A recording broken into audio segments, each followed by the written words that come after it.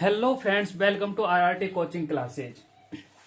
आज हमारे पास एक क्वेश्चन है। इस क्वेश्चन को देखो कैसे करते हैं। हमेशा पेपर में आता है ऐसा क्वेश्चन। यदि केंद्र से 5 सेंटीमीटर की दूरी पर 24 सेंटीमीटर लंबाई की एक जीवा हो तो वृत्त की त्रिज्या ज्ञात करनी है। क्या दे रखा है? एक वृत्त दे रखा है अपन को। ये अपने पास एक वृत्त है ना। अब वृत्त पे क्या दे रखा है? 5 सेंटीमीटर दूरी पर, जैसे कि मान लो एक जीवा दे रखी है। ये 24 सेंटीमीटर की है। अब ये जो 24 सेंटीमीटर की जीवा है वो कहां से? केंद्र से। कहां से? केंद्र से। केंद्र से कितनी दूरी पर है? 5 सेंटीमीटर की दूरी पर है। तो अपन को इससे क्या निकालनी है? त्रिज्या। देखो कैसे त्रिज्या निकालेंगे। और ये क्वेश्चन पेपर में 100% सकता है। कोई से भी पेपर में देख लेना, है ना, किसी भी पेपर में। और रेलवे में तो श्योर 100%। ठीक है, तो इससे अपन को त्रिज्या निकालनी है। तो कैसे निकालेंगे? अब मुझे ये बताओ, वृत्त की जो त्रिज्या होती है वो कौन सी क्या होती है? त्रिज्या केंद्र से परिधि की दूरी। अब देखो ये केंद्र से परिधि की दूरी हो रही है, नहीं हो रही? ये त्रिज्या हो जाएगी ना, हो जाएगी। अब मुझे टुकड़ों में बराबर समद्विभाजित करेगी, यानी तो ये 24 सेंटीमीटर की है तो दोनों तरफ क्या हो जाएगी? ये 12-12 सेंटीमीटर की, 12-12 सेंटीमीटर हो जाएगी। तो देखो अपने पास एक तो अब ये पूरा क्या बना अपने पास? ये एक क्या बना? त्रिभुज। कौन सा त्रिभुज? समकोण त्रिभुज। क्योंकि ये क्या है? लंब। जीवा पे लंबित है। लंब को मतलब 90 डिग्री का कोण बना रहा है ना। तो ये हो गया और ये हो गया। तो ये 5 सेंटीमीटर है, ये 12 सेंटीमीटर है। आधार 12 सेंटीमीटर और ऊंचाई 5 सेंटीमीटर। तो ये क्या हो गया? समकोण त्रिभुज। तो समकोण त्रिभुज से अपन को देखो ये निकालना है। ये तो एक होती है पाइथागोरस प्रमेय। कौन सी प्रमेय होती है? पाइथागोरस प्रमेय, है ना। तो पाइथागोरस प्रमेय क्या होती है? पाइथागोरस प्रमेय, पाइथागोरस प्रमेय, पाइथागोरस प्रमेय होती है कर्ण का स्क्वायर बराबर आधार का स्क्वायर प्लस लंब का स्क्वायर। ठीक है, अब देखो इसमें क्या निकालना अपन को? कर्ण। कर्ण निकल जाएगी तो त्रिज्या निकल जाएगी। अब निकालो। तो कर्ण निकालना अपन को, तो कर्ण का स्क्वायर बराबर आधार कितना? 12, यानी 12 का स्क्वायर प्लस लंब कितना है? 5, यानी 5 का स्क्वायर। 12 का स्क्वायर कितना हो गया? 144। 5 का स्क्वायर कितना हो गया? 25। 144 प्लस 25 कितना हो गया? 169। ठीक है, 169। तो कर्ण का स्क्वायर बराबर ये आ गया। तो कर्ण यानी स्क्वायर अपन हटाएंगे तो दोनों तरफ क्या करेंगे? रूट लेंगे, है ना, वर्गमूल करेंगे। तो इसका 169 का वर्गमूल। तो 169 का वर्गमूल कितना आ जाएगा? 13। तो 13 सेंटीमीटर ये आ गया। तो ये 13 सेंटीमीटर कर्ण आ गया। तो ये तो है अपने पास त्रिज्या। तो इसकी त्रिज्या क्या आ गई? क्या आ गई इसकी त्रिज्या? त्रिज्या कितनी आ गई इसकी? 13 सेंटीमीटर। ठीक है, आए समझ में, है ना। ये तो मैंने समझाने के लिए किया। कर सकते हो, थोड़ा जल्दी करेंगे तो कैसे? कैलकुलेशन ये लिखने की जरूरत नहीं है कुछ भी, बस डायरेक्ट करो। अब देखो मैं डायरेक्ट करना कैसे करेंगे अपन। जैसे मैं दूसरा सवाल बताता हूं तुमको। अपन एक कोई और क्वेश्चन लेते हैं ऐसा ही।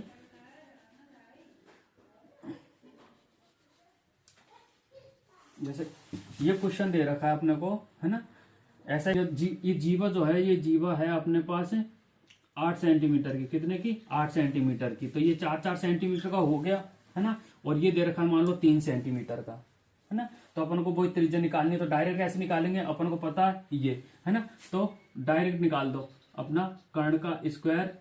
अगर याद है तो निकाल दोगे। तो 3 का स्क्वायर प्लस 4 का स्क्वायर। 3 तिया का 9 प्लस 4 चौका 16। 9 6 16 कितना हो गया? 25। तो कर्ण बराबर कितना आ जाएगा? √25 बराबर 5 सेंटीमीटर। ये देखो सेकंड नहीं लगेंगे सवाल करने में। ठीक है, अपने पास 8 सेंटीमीटर लंबाई की एक जीवा केंद्र पर 60 डिग्री का कोण बनाती है। क्या बोल रहा है? एक 8 सेंटीमीटर लंबाई की एक जीवा, यानी ये एक वृत्त है, ये एक वृत्त है। और 8 सेंटीमीटर लंबाई की एक जीवा दे रखी है उसने। ठीक है, 8 सेंटीमीटर लंबाई की एक जीवा केंद्र पर 60 डिग्री का कोण बनाती है। यानी ये बोल रहा है कि ये जो केंद्र पर है वो 60 डिग्री का कोण बनाती है। 60 डिग्री का कोण बनाती है। तो अपन को वृत्त की त्रिज्या ज्ञात करनी है। वृत्त की त्रिज्या ज्ञात करनी है। ठीक है, अब मुझे ये बताओ। अब इसमें ये चीज देखना, ये 60 डिग्री का कोण बनना है। तो ये बताओ मुझे, ये और ये, है ना, ये दोनों त्रिज्या है ना। दोनों त्रिज्या है। तो दोनों त्रिज्या है तो त्रिज्या है तो मतलब ये O, इसको मान लो O A और B, है ना। तो जब O A बराबर O B, मतलब जब दो वृत्त की कोई भी दो रेखा बराबर हो तो उसमें जो बनने वाले कोण भी बराबर होंगे, यानी ये कोण और ये कोण भी बराबर होंगे, क्योंकि दोनों रेखाएं उसकी दोनों जो भुजाएं हैं वो बराबर है। जब वृत्त की दो भुजाएं बराबर हो तो उनसे बनने वाले कोण भी बराबर होंगे, तो कोण ए बराबर कोण बी, तो यानी ये कोण जितने का होगा उतने का कोण ये होगा। तो अब मुझे ये बताओ त्रिभुज के तीनों कोणों का योग कितना होता है? 180 डिग्री। तो बस कर दो, यानी 60 प्लस, यानी ये दोनों बराबर कोण है तो मैं 2x लिख सकता हूँ, यानी एक को x मान लू, इसको x तो 2x, तो 2x बराबर कितना हो गया? 180। तो 2x बराबर 180 माइनस कितना आ गया? 60, कितना हुआ? 120। x बराबर 120 बटा 2 करेंगे तो कितना आएगा? 60 डिग्री। ठीक है, तो ये 60 डिग्री का और ये 60 डिग्री का आए समझ में। तो कौन सा त्रिभुज बन गया? 60-60 डिग्री के तीनों कोण हो गया, तो कौन सा त्रिभुज बन गया? समबाहु त्रिभुज। तो ये कौन सा है? समबाहु त्रिभुज, जिसकी तीनों कोण कितने डिग्री का होता है? 60-60 डिग्री का। ठीक है, तीनों भुजाएं समान भी है। अगर जैसे देखो अब पता लग गया ना ये 60-60 डिग्री के, तो अगर मान लो इसमें भुजा पूछ लेते तो त्रिज्या पूछ लेते, तो त्रिज्या कितने की आ गई? 8-8 सेंटीमीटर की। आगे नहीं आ गई है ना, तो इसमें क्या पूछा? त्रिज्या तो पूछिए। हाँ, तो त्रिज्या का मान कितना आ जाएगा? 8 सेंटीमीटर। कैसे पता लगा? कैसे पता लगा? कोण से। ठीक है, क्योंकि ये समबाहु त्रिभुज है। ठीक है, थैंक यू। कुछ वस्तुओं को 1 रुपया में 30 की दर से, देखो वही रुपये बटे वस्तु इंटू प्रतिशत, रुपये बटे वस्तु इंटू प्रतिशत, बस लगा दो। रुपये में कितने रुपए में? 1 रुपये में कितनी वस्तु है? 30 वस्तु। कितनी परसेंट के हिसाब से? यानी नहीं दे रखी तो 100% के हिसाब से खरीदेंगे तो 100% होगा, बटे रुपये 20% का लाभ होता है। 30 की दर से बेची जाने पर 20% का लाभ होता है, तो बस वही वस्तु निकालनी है। कितने पे? 20%, यानी 120 पे। बस ये जीरो से ये जीरो काट दो, 3 से कट रहा है 30, 3 चौका 12, 2 से काट दो 2 दूनी 4, 2 पंजे 10, 2 से इसको काट दो 5, तो इधर कितना आया? 1/25। इधर क्या आया? 1/x, तो कितना आ गया? x बराबर 25 वस्तुएं। ठीक है, ऐसे अपन को सवाल करने हैं ट्रिकों से। ठीक है, थैंक यू। लाभ हानि वाले क्वेश्चन। अब लाभ हानि वाले क्वेश्चन, प्रॉफिट लॉस वाले क्वेश्चन कौन से वाले? मतलब ऐसे क्वेश्चन आते हैं ना भाई, इतने रुपए का इतना नग खरीदा, इतने रुपए का इतना नग बेच दिया, है ना, तो उनमें लाभ और हानि परसेंट कितना हुआ।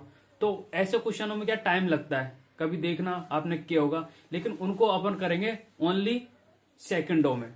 अब देखो सेकंडों में कैसे करेंगे। ठीक है, चलो सबसे पहले अपन एक क्वेश्चन ले लेते हैं। क्वेश्चन अपने पास क्वेश्चन क्या है? एक क्वेश्चन है, कोई बच्चा है वो 16 रुपए में 9 संतरा खरीद कर 16 रुपए में 9 संतरा खरीद कर 20 रुपए में 11 के भाव से बेचता है। 11 के भाव से बेचता है, तो उसे कितने प्रतिशत का लाभ या हानि हुई? देखो जब भी ऐसे क्वेश्चन आ जाए तो उसमें अपन क्या करेंगे, मतलब 16 रुपए में कितनी? 9 संतरा, है ना, मतलब पहला जितना रुपए और उसका जो वस्तु दे रखी है उनकी संख्या ये लिख लेना है। जैसे कि मान लो रुपए लिखा है ना, दूसरी है क्या? वस्तु, रुपए वस्तु। ठीक है, तो पहले रुपए और पहले वस्तु, उसके बाद जो बेचा उसके भी उसी हिसाब से लिखेंगे, रुपए और वस्तु। ठीक है, अब देखो पहले में क्या किया इसने, जैसे 16 रुपए में 9 वस्तुएं खरीदी। ठीक है, फिर 20 रुपए में 11 के भाव से, मतलब 11 वस्तुएं, है ना, यानी 20 रुपए में 11 वस्तुएं बेची। बस इस हिसाब से जमा लेना, आपको जमा लिया, पास के पास को गुणा कर देना है, दूर से दूर को गुणा कर देना है। तो दूर से दूर को गुणा करेंगे पहले, 16 गुणा 11, 16 गुणा 11, 16 गुणा 11 क्या आएगा? 11 की 66, 11 6, 11 6 17, 176, 9 गुणा 20 यानी 180, है ना। तो ये चीज ध्यान रखना, जो अपन दूर से दूर को गुणा करते हैं ना, है ना, वो आता है अपना क्रय मूल्य। क्या आता है? क्रय मूल्य। ठीक है, और जो नजदीक को नजदीक से गुणा करते हैं वो आता है अपने विक्रय मूल्य। अब देखो मुझे ये बताओ, क्रय मूल्य तो 176 है, विक्रय मूल्य 180 है, तो कितने का लाभ हुआ? 4 रुपए का, 4 का हुआ। बस अब परसेंटेज निकाल दो, है ना। 4 का तो लाभ हुआ कितने पे? 176 पे, इंटू 100 कर दो। ठीक है, 4 से कट जाएगा, 4 चौका 16, 4 चौका 16, 4 से कट रहा है 11 बार, 4 से कट रहा है 25 बार। ठीक है, कितना आया 25/11। कितना आ गया, भाग दे लो, 11 दूनी का 22, 2 सही, कितना बच गया, शेषफल कितना बचा 3, 3/11। तो ये अपने प्रतिशत नीचे लिख लो, 2 सही 3/11 प्रतिशत, ये अपने प्रॉफिट हुआ। ठीक है, ऐसे। अब देखो इसको चुटकियों में नहीं कर सकते क्या, है ना। चलो इसी का अभी अपन दूसरा सवाल लेते हैं। ये कर लिया, एक बार देख लो, अगर लिखना है तो लिख लो। ठीक है, इसके बाद दूसरा सवाल करते हैं। अभी देखो सेकंडों में कैसे सवाल करेंगे, है ना। ये तो मैंने बताया इसलिए टाइम लग गया, है ना। जब आता होगा तो अपन सेकंडों में करेंगे। अब देखो सेकंडों में देखो दूसरा सवाल लिख लो। एक विक्रेता ₹5 में 8 नग के हिसाब से एक निश्चित संख्या में केले खरीदता है, उन्हें ₹8 में 5 नग के हिसाब से बेचता है, तो उसका प्रतिशत लाभ निकालना है। बस देखो ये लिखने की जरूरत नहीं है ना, वो तो समझाने के लिए लिखा था, डायरेक्ट लिख लो। पहला क्या था, ₹5 में 8 नग, यानी ₹5 में 8 नग। ठीक है, दूसरा है ₹8 में 5 नग, यानी ₹8 में 5 नग। दूर का दूर से, नजदीक का नजदीक से, दूर का दूर से करो 50 25, नजदीक का नजदीक से करो 8 8 64। ये हो गया अपने पास क्रय मूल्य और ये हो गया अपने पास विक्रय मूल्य। बस 65 64। तो लाभ हुआ या नहीं, लाभ हुआ। कितने का लाभ हुआ, 64 में से 25 घटा देंगे, कितने का लाभ हुआ, ₹39 का। यानी 39 बटे क्रय मूल्य कितना है, 25 × 100, यानी 25 चौका 100। कितना आ गया, 9 चौका 36, 4 तिया 12 और 3 15, यानी 156 प्रतिशत। ये अपना आंसर। बताओ है या नहीं है, बताओ। सेकंडों का सवाल कर सकते हो ना आराम से, है ना। अभी इनको देख के छोड़ने की जरूरत नहीं है ना, अपन को टाइम लगाने की जरूरत है पेपर में, है ना। तो ऐसे अपन को चुटकियों में ये सवाल करने हैं। ठीक है, चलो और सवाल हो तो और सवाल कर लो। चलो और, एक दुकानदार ने ₹1 में 12 टॉफी खरीदकर 20% लाभ पर बेच दी, तो बताओ उसने टॉफी किस दर से बेची। अब देखो इस सवाल को अपन कैसे करते हैं, है ना। तो जब भी ऐसा सवाल आ जाए तब क्या करेंगे, एक सूत्र लगाएंगे। कौन सा सूत्र लगाएंगे, रुपए बटे वस्तु प्रतिशत। रुपए बटे वस्तु प्रतिशत बराबर रुपए बटे वस्तु प्रतिशत। बस ये ध्यान रखना, इसमें कुछ भी लगा देना। ऐसा क्वेश्चन कभी भी आ जाए, इसमें ये लगाओ, आंसर तुरंत आएगा। अब देखो सवाल क्या है, एक दुकानदार ने ₹1 में, यानी ₹1 में वस्तु खरीदी। कितनी वस्तु है, 12 वस्तुएं खरीदी, 12 वस्तु खरीदी। अब देखो प्रतिशत, प्रतिशत 12 वस्तुएं मतलब जब भी अपन कोई चीज खरीदते हैं 100% पे तो खरीदते हैं, नहीं खरीदते, तो इधर आएगा 100%, 100% पर। ठीक है, फिर बेचा किस हिसाब से, उसने खरीदकर 20% लाभ पर बेच दी, है ना। तो वही ₹1 वाली, ₹1 को किस पे, 20% लाभ पे बेची। 20% लाभ मतलब 100 पे 20% का लाभ मिला, मतलब 120%, यानी 120%। इधर वस्तु, तो वस्तु ये पूछ रहा है, वस्तु तो ये पूछ रहा है कि उसने कितनी टॉफी किस दर से बेची। तो बस अब सोल्व कर दो। देखो 0 से 0 कट रहा है, काट दो। ये 12 से ये 12 कट रहा है, ठीक है, इसको 10 को रहने दो। तो ये इधर आ गया 1/10 बराबर 1/ वस्तु, है ना। तो 1/ वस्तु, तो वस्तु बराबर कितना आ गया अपने पास, वस्तु बराबर कितना आ गया, 10 टॉफियां आ गई ना। तो कितनी टॉफियां बेची, किस दर से, 20% की दर से 10 टॉफियां बेची। देखो है सिंपल सवाल नहीं है ना। ठीक है, इसी का मैं अपन दूसरा सवाल करते हैं। ये तो मैंने समझा दिया, अब तुमको कर। दूसरा सवाल है, प्रतिमा 500 कॉपियां ₹20 में 15 के भाव से खरीदी, उन्हें ₹15 में 20 के भाव से बेचा, तो उसे सौदे में कितने प्रतिशत का लाभ या हानि हुआ, है ना। तो अब देखो ₹20 में 15 के भाव से और ₹15 में 20 के भाव से बेचा। ये कौन सा सवाल आ गया, ये तो अभी अपन ने किया था। चलो इसको कर देते हैं एक बार, है ना। लेकिन इसमें आगे दे रखा है प्रतिमा 500 कॉपियां, है ना। तो 500 कॉपियां, 500 को छोड़ो, क्योंकि ये तो एक कंफ्यूज करने के लिए दिया गया। अपन को जो चीज दे रखी है ना बस उसको लिखो। ₹20 में 15 टॉफी, यानी ₹20 में 15 टॉफियां और ₹15 में 20 टॉफियां, ₹15 में 20 टॉफियां, बस कर दो। दूर से दूर का नजदीक से 20 20 कितना हो गया, 400, 15 15 कितना हो गया, 225। लाभ हुआ या हानि, हानि हुई। कितने की हानि हुई? कितने की हानि हुई घटा दो। 75 यानी 175। 175 की हानि किस पे? 400 पे इंटू 100 कर दो बस। 75/4 कितना आ गया? 175/4 करेंगे। 4 चौका 16, एक बच गया। 4 चौका 16 यानी 4 तिया 12, शेष 3/4। तो ये परसेंट की हानि हो गई अपनी।